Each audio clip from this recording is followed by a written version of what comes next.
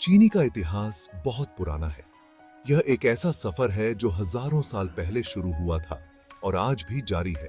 चीनी का सफर हमें प्राचीन सभ्यताओं की ओर ले जाता है, जहां इसका उपयोग और महत्व धीरे धीरे बढ़ता गया। यह हजारों साल पहले भारत या न्यू गिनी में शुरू हुआ था। यहाँ के लोग गन्ने की खेती करते थे और इसके मीठे रस का आनंद लेते थे। गन्ने की खेती का यह प्राचीन तरीका आज भी कई जगहों पर देखा जा सकता है। बहुत पहले लोग गन्ने को मुंह में चबाकर उसका मीठा रस निकालते थे। यह एक सरल और प्राकृतिक तरीका था जिससे लोग गन्ने की मिठास का आनंद लेते थे। गन्ने का रस निकालने की यह प्रक्रिया समय के साथ और भी विकसित हुई। धीरे धीरे लोग गन्ने के रस से गुड़ बनाना सीख गए। गुड़ बनाने की यह प्रक्रिया एक महत्वपूर्ण कदम था जिसने चीनी के उत्पादन की दिशा में एक नई राह खोली।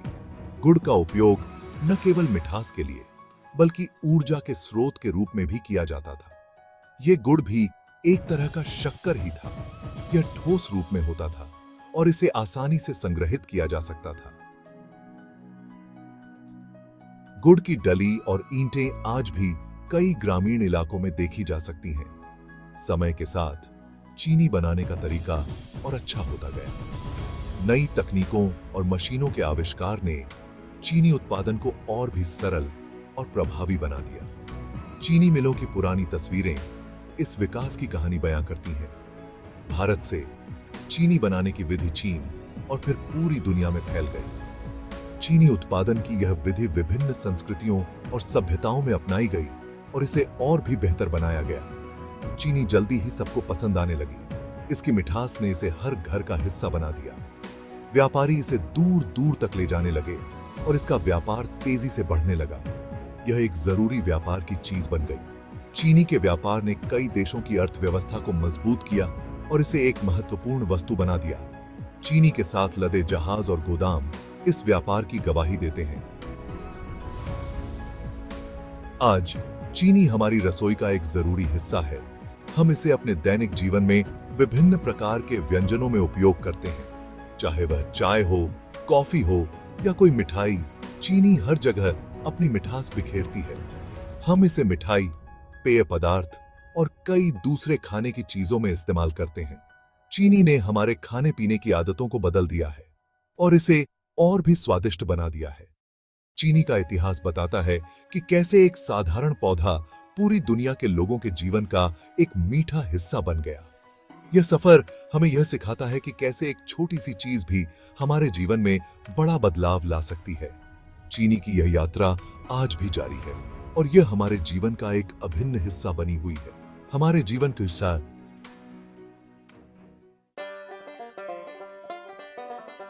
चीनी बनाने का काम खेत से शुरू होता है। गन्ने की खेती एक महत्वपूर्ण प्रक्रिया है जो कई चरणों में पूरी होती है। गन्ना एक लंबा रेशेदार पौधा होता है जो गर्म जगहों पर उगता है। यह पौधा लगभग 10 से 20 फीट तक लंबा हो सकता है और इसमें मीठा रस भरा होता है। इसे बहुत सारी धूप और पानी चाहिए। गन्ने की अच्छी फसल के लिए नियमित सिंचाई और सही मात्रा में खाद भी जरूरी होती है। किसान गन्ने के बीज बोते हैं और उसे उगाते हैं।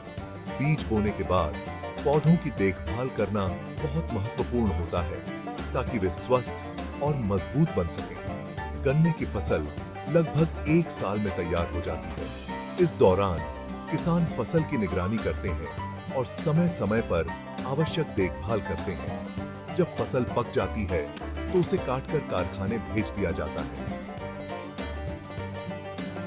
कटाई के बाद गन्ने को ट्रकों में लादकर कारखानों तक पहुंचाया जाता है।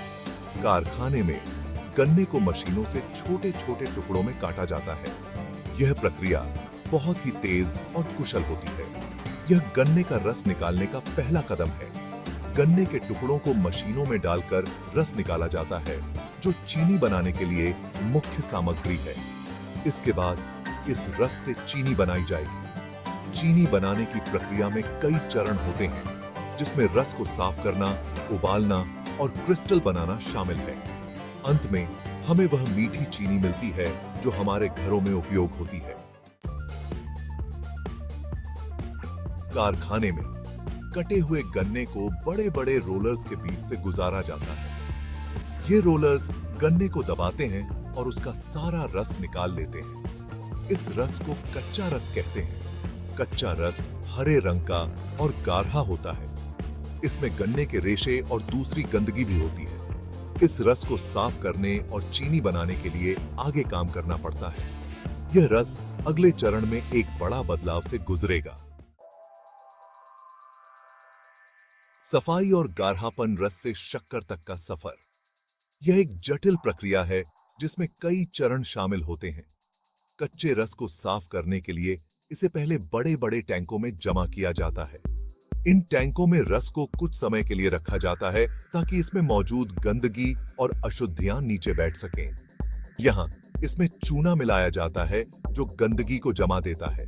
चूना मिलाने से रस में मौजूद अशुद्धियां एकत्रित हो जाती हैं और इन्हें आसानी से हटाया जा सकता है। इसके बाद रस को गर्म किया जाता है ताकि चूना और गंदगी नीचे बैठ जाए।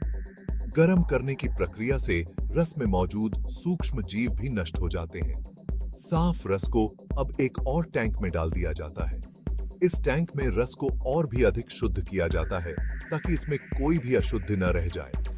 यहाँ इससे सरताता से उबालकर भाप बनाई जाती है।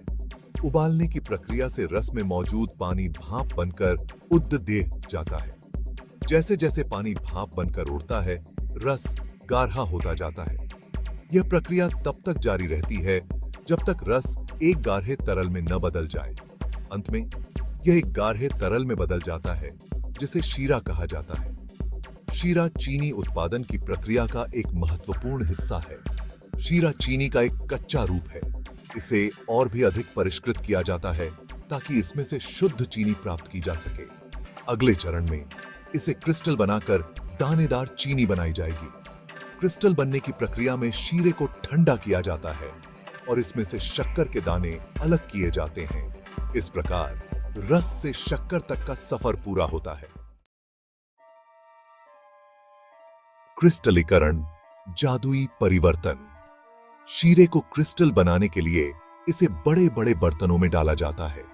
इन बर्तनों में शीरे को धीरे धीरे ठंडा और हिलाया जाता है। इस दौरान चीनी के छोटे छोटे क्रिस्टल बनने लगते हैं। क्रिस्टल बनाने की प्रक्रिया को नियंत्रित करने के लिए चीनी के कुछ दाने शीरे में मिलाए जाते हैं। ये दाने नए क्रिस्टल के लिए केंद्र का काम करते हैं। धीरे धीरे सारा शीरा चीनी के दानों में बदल जाता है। अब चीनी के दानों को शीरे से अलग करना होता है। अलग शी